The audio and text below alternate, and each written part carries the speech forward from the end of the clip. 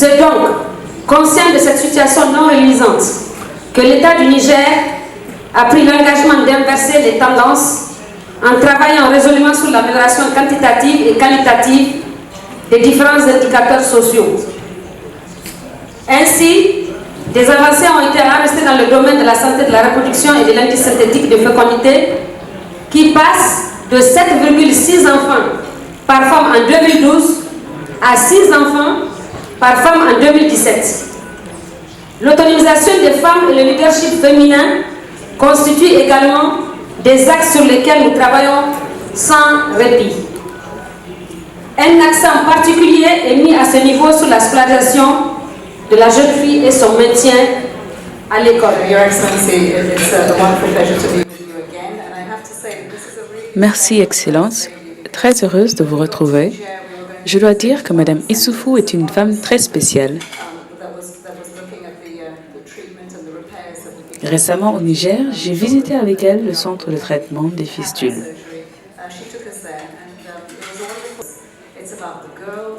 En fait, dans son pays, il s'agit des jeunes filles, il s'agit des femmes, mais il s'agit aussi des personnes qui travaillent pour le changement.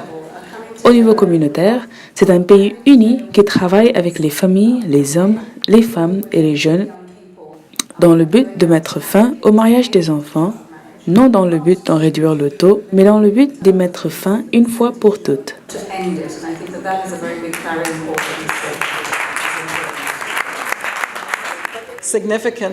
Des résultats significatifs qui ont pour nom la santé et la joie pour les femmes et les filles du pays. C'est avec plaisir que je vais écouter les panélistes aujourd'hui, en même temps les contributeurs et partenaires, pour savoir comment ces résultats ont été atteints. Je dirais d'emblée que cela est le fait du leadership et de l'engagement personnel et bien entendu de l'engagement actif du président Issoufou et de la première dame du Niger. Le président Issoufou a mené au niveau continental la feuille de route de l'Union africaine sur la capture du dividende démographique. Les us, les pratiques culturelles qui sont défavorables à la scolarisation de la jeune fille, notamment les mariages précoces et forcés des jeunes filles.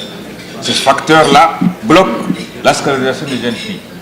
Nous avions élaboré plusieurs stratégies pour scolariser ces filles-là. Attribuer des bourses aux familles défavorisées et des allocations, notamment par exemple en janvier 2018, environ 12 000 filles ont été ces classes de CM2, CM1, 6e, 5e, sur 7 400 ont reçu des bourses et nous avions aussi distribué des kits scolaires et des kits d'hygiène aux jeunes filles afin qu'elles restent le plus longtemps à l'école. Malgré ces avancées remarquables enregistrées au Niger en matière de la scolarisation de la jeune fille, le défi reste encore énorme, car on a environ 700 000 filles non scolarisées à l'heure actuelle jusqu'à l'âge de 16 ans. La scolarisation de la jeune fille permet d'accélérer la promotion du leadership féminin, la restauration de la dignité de la femme. Qui sont ces femmes qui sont frappées par la fistule gynéco-obstétricale? La plupart de ces femmes vivent en milieu rural, environ 96%. 90% de ces femmes qui souffrent de fistule gynéco-obstétricale n'ont pas été à l'école. 78% de ces femmes sont abandonnées par leur mari. 60% ont été données en mariage avant l'âge de 16 ans. 40% ont moins de 18 ans. Et c'est ce qui a amené le gouvernement, avec la grande collaboration de la Fondation Tateli Yali, à prendre des dispositions pour faire face à ces fléaux qui menacent nos femmes, nos petites filles, nos jeunes sœurs, en impliquant les autorités coutumières. Elles sont stigmatisées, elles sont abandonnées, donc elles ont besoin d'une réinsertion socio-économique même après la guérison. L'État a accompli d'énormes efforts en améliorant la couverture sanitaire, en l'amenant de 48% en 2015 à 50% en 2017, en redéployant, nous avons pu redéployer près de 1234 agents de santé en milieu rural. Donc, on les a fait quitter le milieu urbain pour les amener en milieu rural. Il y a eu un recrutement massif d'agents de santé, tout ça pour faire face à ce problème de fistule. Mon département ministériel, avec l'appui de ses partenaires, a initié depuis 2013 des espaces sûrs qui accueillent des filles déscolarisées et non scolarisées. 1358 espaces sûrs ont été construits par la communauté. 132 715 adolescentes ont été formées. 85% des adolescentes ont complété le programme de l'alphabétisation. 2% ont repris le chemin de l'école et la planification familiale a progressé de 4 à 33%. L'initiative pilote de Tessawa, qui regroupe 23 filles qui sont suivies pendant 4 ans pour un retour à l'école, dont l'âge de ces filles varie de 14 à 18 ans. Et comme résultat, nous avons 61,5% qui sont admises au BEPC, 66% passent en classe de première et 75% ont obtenu le bac. Le dialogue communautaire regroupant toute la communauté, hommes, femmes, filles, garçons, qui décident d'unir leurs forces pour analyser leurs problèmes et trouver eux-mêmes des solutions. Donc, 4 858 dialogues communautaires ont été tenus depuis 2013 et ils ont touché 220 771 personnes. Et autour de ces dialogues, tous les thèmes sont débattus. L'éducation de la jeune fille, ses droits fondamentaux, les grossesses précoces, les mariages des enfants, la planification familiale, etc. Et pour continuer à l'habilitation économique, qui est une composante de l'initiative adolescente ILUMINE, 16 392 adolescentes de 15 à 19 ans, soit 9% de ces filles, ont bénéficié de l'apprentissage et elles ont été organisées dans les groupes, 70 groupements et groupes d'intérêt économique. Donc voilà, c'est des filles qui ont appris et qui sont dans la voie de l'autonomisation. Et toujours pour améliorer les conditions de vie des femmes et des filles, 26 445 groupements féminins ont été créés. 2351 équipements d'allègement des tâches ont été octroyés, soit 8%.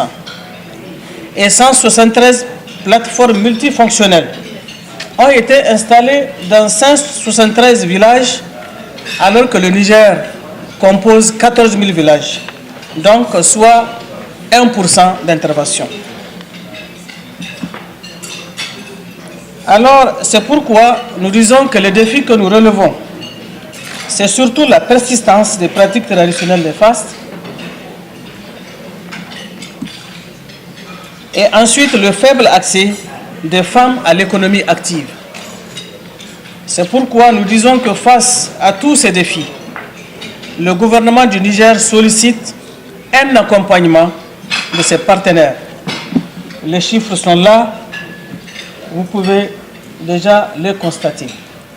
Et pour finir, nous revenons à la vision de notre président de la République, son Excellence Mahamadou Issoufou, qui fait de l'autonomisation de la femme et des filles son cheval de bataille. Donc, pour lui autonomiser les femmes et les filles, c'est garantir l'atteinte du dividende démographique. Et je vous remercie. Lorsque la feuille de route de l'Union africaine a été approuvée en janvier 2017 et lancée à Addis Abeba, nous avons, à la date d'aujourd'hui, 28 pays qui ont lancé la feuille de route. Et sur ces 28 pays, les 19 sont en Afrique de l'Ouest et du Centre. Donc, vous voyez donc un mouvement, un leadership très fort qui se dessinent. Et je crois que tout est parti de l'appel que le président Issoufou a lancé à Niamey lors de la visite du secrétaire général des Nations Unies et du président de la Banque mondiale, qui a permis quand même de mettre le dossier de la capture du dividende démographique sur la table. Et je dois vous dire que depuis ce jour, beaucoup de choses ont changé et sont en train de changer. Et donc je voudrais rendre un hommage au Niger pour avoir lancé ce chantier, pour l'avoir initié, juste pour dire que l'action de la Première Dame ne fait que confirmer, que consolider le leadership du Niger dans ce domaine combien important pour l'avenir du continent. La lutte contre le mariage précoce des jeunes filles est en particulier un enjeu pour le Niger, pour le Sahel, pour l'Afrique.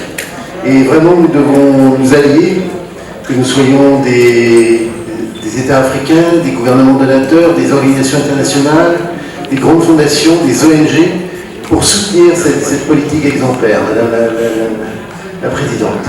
Et je crois vraiment qu'aujourd'hui, c'est la démonstration que ce que vous faites est vraiment un modèle et que vraiment nous devons nous aligner derrière cette politique.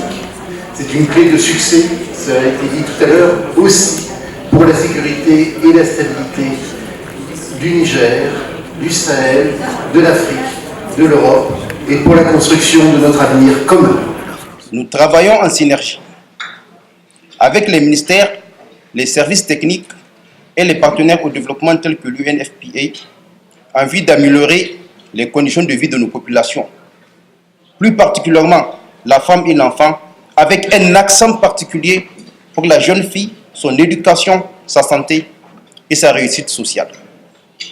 Dans le cadre de la concrétisation de notre engagement, nous menons des actions de plaidoyer et des campagnes de sensibilisation afin d'améliorer l'accès à la santé de la femme, de l'enfant, les accouchements assistés, l'espacement de naissance, la scolarisation de la jeune fille et son maintien à l'école, ainsi que d'autres choses comme la prévention et la lutte contre le mariage forcé, ainsi que le mariage des enfants et les grossesses précoces.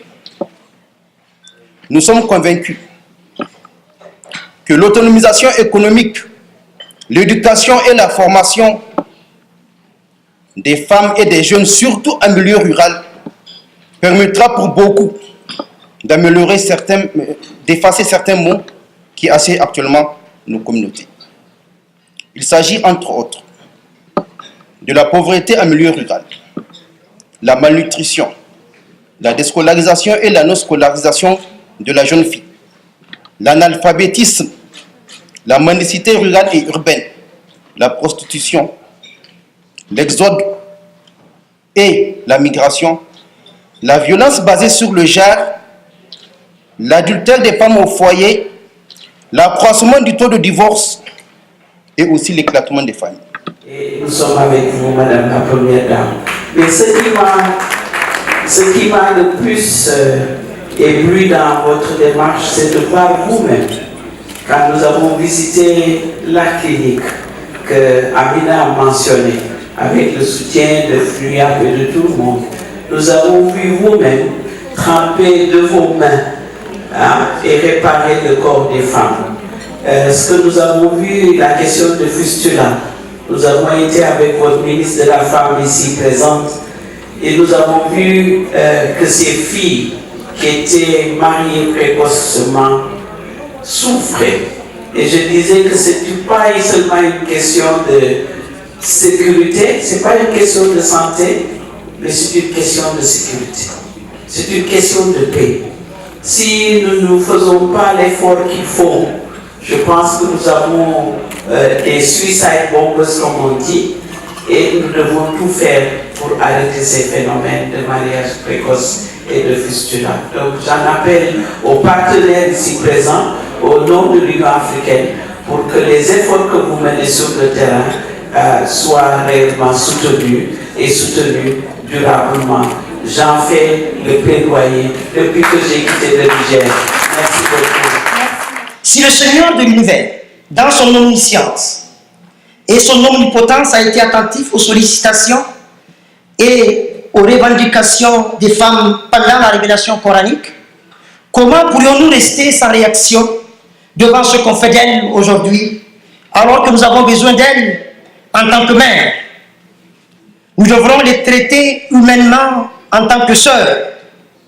Nous aimerons vivre à leur côté en tant qu'épouses. Et nous devrons les entourer de nos soins et de notre protection en tant que filles. Le Niger, au plus haut sommet de l'État, a été très tôt préoccupé par la question et a su impliquer tous les acteurs en présence en vue de les amener à apporter leur contribution pour l'autonomisation des femmes qui passe nécessairement par la reconnaissance de leur droit à la vie, à la parole, à la propriété, à l'éducation, à la santé, de tous leurs droits tels que clairement énoncés dans le Coran, expliqués par la tradition prophétique 15 siècles plus tôt. Les oulémas et les leaders religieux, au nom de qui je prends la parole en ce moment, ont été invités par les plus hautes autorités de mon pays à jouer leur partition en soutien aux activités des chefs traditionnels, dignes et loyaux dépositaires des us et coutumes, mais aussi des valeurs religieuses en Afrique. Dans un monde où, au nom d'une haute lecture du Coran, d'une autre conception de Dieu et de la religion, on tue et on se fait tuer, on tourne le cou au doigt, au nom de convenances sociales rétrogrades, notamment concernant la femme et la fille, une transmission saine et responsable des commandements du Coran et des recommandations de la Sunna doit être la règle. Voir aussi rassembler autour du Niger tous ces partenaires que nous sommes, cela est très réjouissant. Non seulement pour le Niger, mais pour toute la région, je dirais, du Sahel. Je me souviens lorsque Son Excellence, Monsieur le Président Mahamadou Issoufou et moi-même, nous avons porté ensemble Sahel Innove, qui rassemblait toutes ces forces économiques, ces jeunes de l'innovation, ces femmes de l'innovation, qui sont vraiment là pour répondre à l'essor et à la croissance du Niger. Mais on a dit Sahel Innove. On aurait pu dire Niger Innove, on a dit Sahel Innove. Parce que tout ce que porte le Niger ne le porte pas que pour lui-même. Il le porte pour toute une région, il le porte pour tout un continent, il le porte aussi pour plus de stabilité pour le monde. Et ça, c'est extraordinaire. Ça donne l'exemple. Je veux saluer aussi toutes les premières dames. Mesdames, vous êtes aussi partie des solutions. Vous êtes aussi des porteuses d'espoir.